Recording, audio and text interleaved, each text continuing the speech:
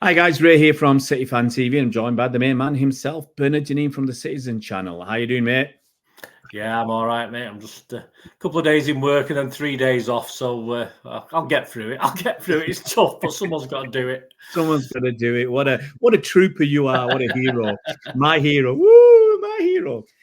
Guys, we're here to talk about the game between Manchester City and Sheffield United, which, if I remember correctly, takes place at 3 o'clock on Saturday.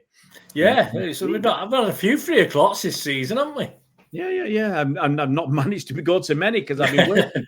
But this Saturday, I put it in my diary. I said, I'm not taking any work. I don't care what someone offers. Having said that, if someone says, can you, I'll give you X amount of money if you come to work, I'll go and do it. But I've got nothing booked.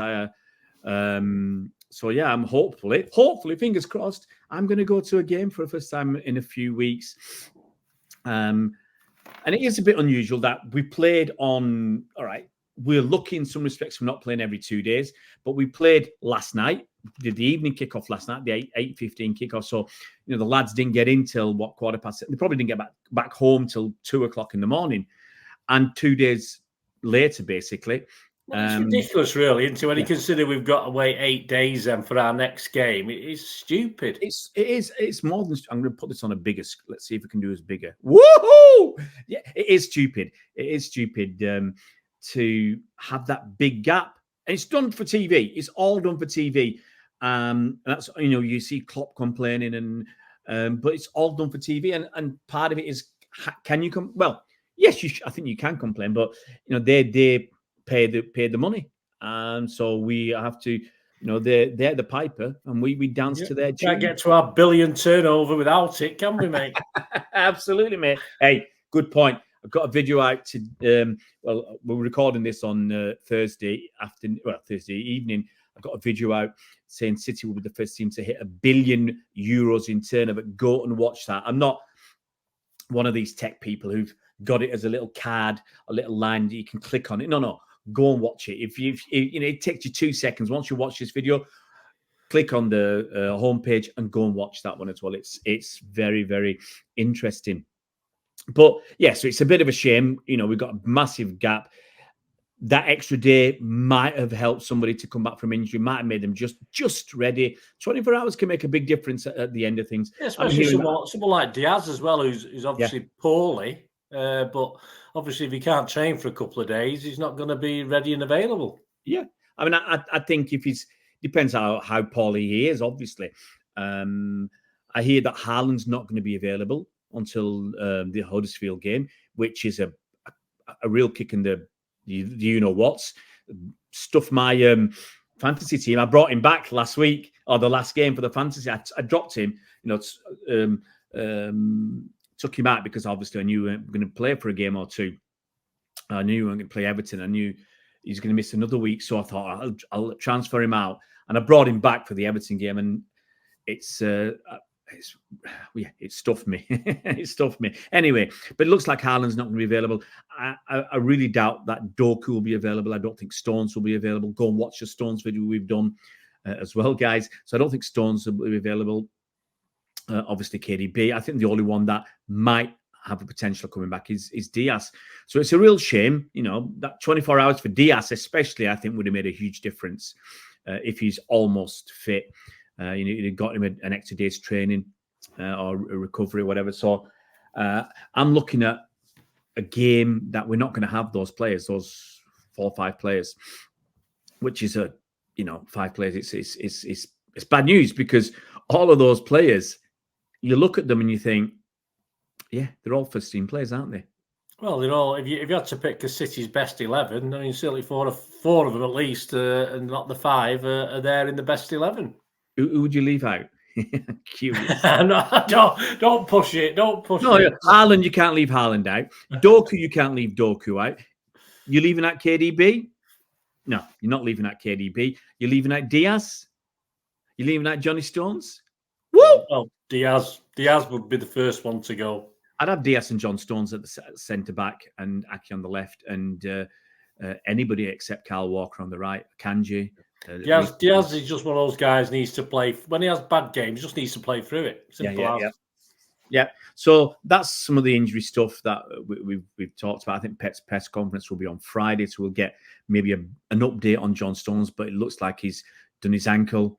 It looks like it's going to be a little while, which is another blow to us because, we're not complaining about it, but it's just a blow. It's a matter of fact. That's I mean, fact. teams like Newcastle and Tottenham have had far, Yeah. but obviously with the system that we play, I think it's even more important. These missing people like Stones is key to Pep's philosophy. Absolutely. So, so that's a bit of a shame. But are we back in form yet? We've won our last 3 games. Does that mean we're back in form? I think we're touching it. I think over in the World Cup, I thought we performed better than I thought we would. Actually, I thought we'd have a few more problems than we did. We were, simple enough. Obviously, you can only beat what's in front of you. Fluminense. I think we're playing physical teams. I think we took a bit of a kick in the last 2 or 3 games. Even obviously Everton. I think we got a bit of a kick in, but we bounced up from it. Unfortunately, Stones didn't. But that wasn't a kick in. That was just unfortunate. That was just the way he fell, etc., and how it was. But we've come through it. So. Physical wise, we can cope with it, which we're going to need to against Sheffield United. We're not going to get an easy ride against Sheffield United. Yeah, we're talking about that now. They like the yellow card, Sheffield United. Hopefully, there's one decent ref out there who might. I don't know who the referee is. I don't take a lot of interest these days because they're all as bad as each other. But I mean, we're going to see it against them, and hopefully, yes, a win against Sheffield United, and we can approach 2024 with a little spring in our step. I wouldn't say a massive spring in our step. It'll be a bit of confidence. It'd be nice to get on a roll. It'd be nice to keep a clean sheet in a properly competitive game. Here's a question for you. What date did we last win a league match at the Etihad? Oh. Okay, we drew with Liverpool. So it'd have been the game before the Liverpool game, and I reckon. Don't stop looking, you. I want it off the top of your head. The top of my head. I'm going to go back to October. I can't believe but a little bit later than that, just slightly. Slightly later. Well, Liverpool. I'm trying to think who we played before Liverpool. I haven't got a clue. The Cherries. It was the Cherries. Oh, Bournemouth. All right. I was going to say because we beat Leipzig, didn't we? But that was Champions League. Ignore the champ. We've had a couple of Champions League wins, of course. But 4th of November. Oh, come on, mate. You won in the league. I'm getting bored of waiting for you, mate. We got. Hang on, you pasted me for 4 days. I said you pasted me for 4 days. I said. Oh, I tell you what, mate, you're a hard man to please. So we're due a win. We're due a Premier League win. Look, from going from record breakers, winning at everything at home to, have we drawn our last 3? Yeah. Spurs, Liverpool, Crystal Palace. Our last 3 home games, haven't we? Unusual, isn't it? I mean. I've usually come out of the Etihad very happy, but a bit disgruntled. Certainly the Palace game, I was more disgruntled perhaps than Liverpool and Tottenham. Yeah. No, I understand that. I mean, I reckon it's the game on Saturday. The weather's going to be blowing your hair about, or your toupee or whatever. So it's going to be pretty windy out there. But yesterday's game against Everton it suits us. It suits us more than it's going to suit Palace. But once again. Palace are going to be there with speedy players. But, I mean, they're in a dodgy... I'm talking about Palace for. Sheffield United, they're going to rely on physicality, pumping the ball up, and probably... definitely going to be very, very physical. They're not going to get more than, I suspect, 25% of the... No, they'll give up 75% of possession with no problem. Yeah. So it's going to be... It's going to be a robust game, I think. And they've not been getting battered, have they? No, I looked at the last. Obviously, I looked at the stats and stuff for the last 2 games, and they were unlucky not to nick it at Villa. A very late goal from Aston Villa, but they played well. They were all right. Villa still had the upper hand, but they had. They're not bad on the break, and they can put a little thing together. And they were unlucky, of course, at home on the Boxing Day because they were 2-1 up against Luton, and then 2 deflected own goals cost them the game.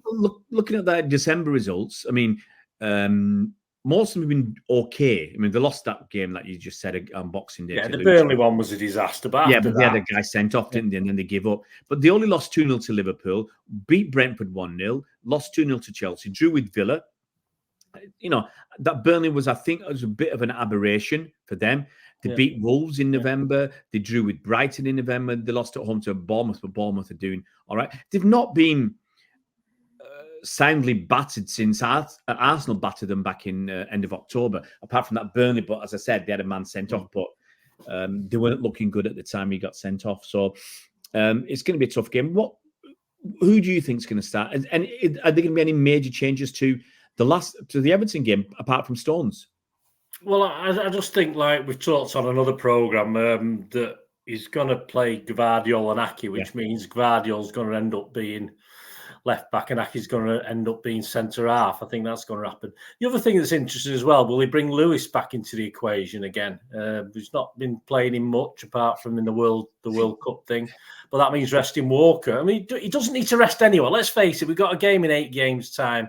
If someone gets injured, they get injured. There's nothing we can do about that. He's not going to rest. He's not going to think, so he's going to go strong for this. It's the Premier League. We've got to keep up there. Give it the best team. So to me, will he play Walker and Lewis? Perhaps it's a possibility because it's obviously Stones in there. The only thing I think is he. I think he wants to see a bit more of Nunes. I think he knows what he gets with Kovacic. I don't think he's too sure what he's getting with Nunes yet. Well, he can save Nunes for the Huddersfield game. I think. I mean, for me, the problem is Walker. He's not dropping him, regardless of how well or poorly he's playing. He's not going to drop Walker, so that compromises Lewis. Yeah, makes it difficult for Lewis. I can see that. I think the forward line picks itself, don't the attacking midfielders and forward line. I mean, he's got no option, has he? Foden, Grealish, Alvarez, Bernardo. No one else all got to be in there. No one else is fit. So I think it's going to be obviously John Stones isn't going to play. Akanji is going to start with Aki at centre back, Walker on the right, on the left. You're going to have Gvardiol. And Nunes will be dropped, I think. Yeah, I've took a chance on Nunes only on the point that I think Pep wants to see him a bit. All right, it's not against Huddersfield. What's he going to learn? But against Sheffield United, he might learn a little bit more. Yeah, I just want to win the game. I want to put out the best side. So, you've only got Kovacic then, haven't you? That's the only other alternative. One of three. It'll either be Kovacic, Nunes, or Lewis. So, wait and see. Certainly won't be for me, if you had that choice, I mean, I'd put Nunes in, but as far as combative attitude and guy who knows going to get stuck in, then obviously Kovacic probably. Yeah, I mean, I'm not convinced. I'm not convinced. He looks like a bruiser, but I'm not 100% convinced. Yeah, because when you look at our side, we've got little guys, Bernardo Silva, soft guy, Jack Grealish. I have Lewis in there as well. Does it? I think where he's playing Lewis. If Lewis was playing like where Walker's got to start, if Lewis was playing there, but the fact he's got, I mean, he struggled against Fluminense. Yeah, he did struggle, and I think he would have struggled against Everton. I don't care what I think. He would. And I think he's just got to keep him out of the firing line at the moment. Yeah, he'll. I think when he'll be fine. He'll come back for that, but. Rest him for Sheffield. I think for Lewis, when we've got KDB back, and he might not be able to fit in, but he's better off playing when we've got KDB, Haaland, Doku, when they're creating havoc. I think then it's easier for him to slip into that side and feel comfortable because we're going to have so much possession. We're going to have so many chances, so much pressure that Rico Lewis won't really have to do too much. You have to be very, very simple. So I think that sort of environment will work better for him. Final question, mate. Score prediction.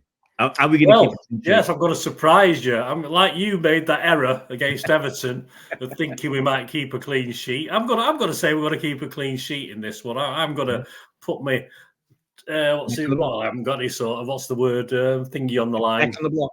Yeah, whatever it is. Anyway, I'm not going to go like Mr. Morrison's. We're going to score 6. I'm going to go 4-0. Woo! I'm a little bit more conservative. Yeah, I'm going to go 2-0. Reputation on the line. That's the word I was looking for. Not that I've got much of that. No, I was going to say, what reputation, mate? No, I'm going for 2-0. I think, Yeah, I was playing with 2-0, 3-0. I thought, sod it. Let's go 4-0. Go for it. I just think once we're ahead, if they keep working hard, then I just think we'll be very happy just to keep the ball, knock it around like we did against Everton at 2-1. We weren't busting a gut to score anymore. Just wants to put it to bed, mate, because at 2-0, if they get a goal, it's back on, isn't it? Absolutely, mate. That's fantastic, Bernard. Bernard's going for 4-0 to Man City. I'm going for 2-0. And we'll see on Saturday what happens. And we'll be back Saturday, Sunday, doing some more videos for you guys. See you around, Blues.